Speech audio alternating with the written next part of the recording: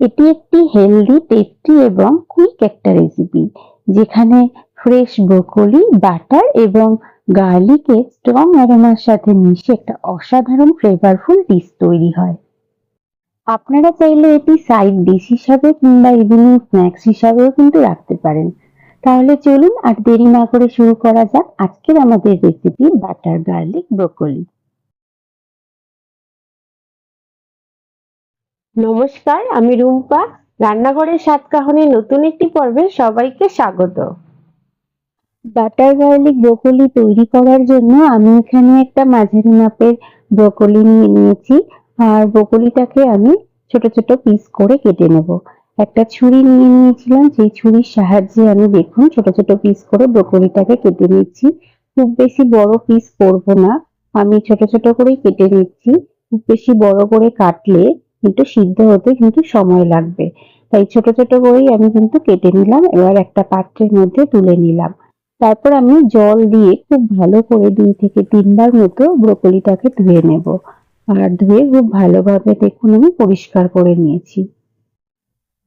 আর এই butter garlic broccoli তৈরি করার জন্য খুব সামান্য কিছু উপকরণ দরকার, সেগুলিকেও আমি একসাথে রেডি করে নিয়েছি।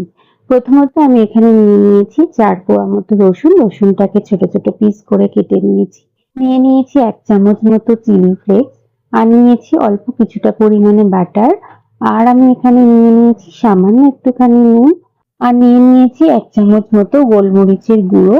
আর নিয়ে নিয়েছি একটা পাতিলেবু। এই একটা পাতিলেবু থেকে আমি হাফ অংশ কেটে নেব, পুরোটা আমার লাগবে না। আর এখানে আমি নিয়ে নিয়েছি একটা পেঁয়াজ, পেঁয়াজটাকে কেটে নিয়েছি। আর নিয়েছি 2 চামচ মতো কর্নফ্লাওয়ার।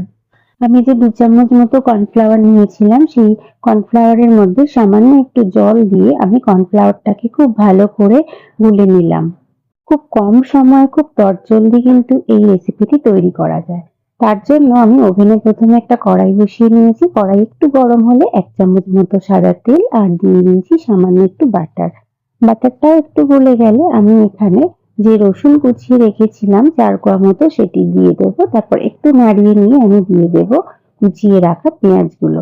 তারপর পেঁয়াজগুলো যখন একটু নরম হয়ে যাবে, আমি এখানে দিয়ে দেবো ব্রোকলিগুলো। এখানে যে আমি ব্রোকলিগুলো কেটে ধুয়ে রেখেছিলাম, সেই সমস্ত ব্রোকলিগুলো আমি দিয়ে দেব। তারপর আমি এখানে লো ফ্লেমে আস্তে আস্তে করে ব্রোকলিগুলোকে বাটারের সাথে মিশিয়ে নেব। আর এই সময় আমি দিয়ে দেব সামান্য একটুখানি নুন। নুনটা দিয়ে আবারও একটু নাড়িয়ে ঢাকা দিয়ে আমি 10 মিনিটের জন্য রেখে দেব। দেখুন ব্রোকলিগুলো কিন্তু খুব ভালোভাবে সিদ্ধ হয়ে গেছে। এখন আমি যে কর্নফ্লাওয়ারটা গুলে রেখেছিলাম, সেটি ভালো করে আবারও একবার গুলে নিয়ে আমি ব্রোকলিগুলোর ওপরে দিয়ে দেব। তারপর খুব ভালো করে আমি একটু এদিক ওদিক করে নাড়িয়ে কর্নফ্লাওয়ারের সঙ্গে ব্রোকলিগুলোকে খুব ভালোভাবে মিশিয়ে নেব। আপনারা চাইলে ব্রোকলিগুলো সিদ্ধ করার সময় সামান্য একটু জল ব্যবহার করতে পারেন। আমি সিদ্ধ করার সময় আলাদা করে জল ব্যবহার করিনি, তাই এখন আমি একটু সামান্য জল কিন্তু ব্যবহার করলাম। তারপর কর্নফ্লাওয়ারের সাথে খুব ভালো করে আমি ব্রোকলিগুলোকে মিশিয়ে নেব। আর জলটাও খুব ভালোভাবে মিশে যাবে।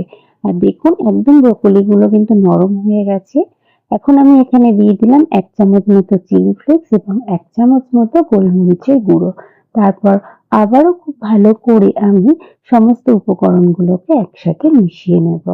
সমস্ত উপকরণগুলো খুব ভালোভাবে মিশিয়ে নেওয়ার পর আমি আবারও একবার 5 মিনিটের জন্য ঢাকা দিয়ে লো ফ্লেমে রেখে দেব। আর 5 মিনিট পর ঢাকা খুলে আবারও একবার খুব ভালো করে আমি ব্রোকলিগুলোকে একটু এদিক ওদিক করে নাড়িয়ে নেব। আর দেখুন আমাদের কিন্তু বাটার গার্লিক ব্রোকলি কিন্তু একদম রেডি হয়ে এসেছে। এটি যেমন খুব হেলদি এবং টেস্টি একটি খাবার, তেমনি এটি খুব তাড়াতাড়ি, খুব কম সময়ে, খুব কম উপকরণেই কিন্তু খুব তাড়াতাড়ি তৈরি করে দেওয়া যায়।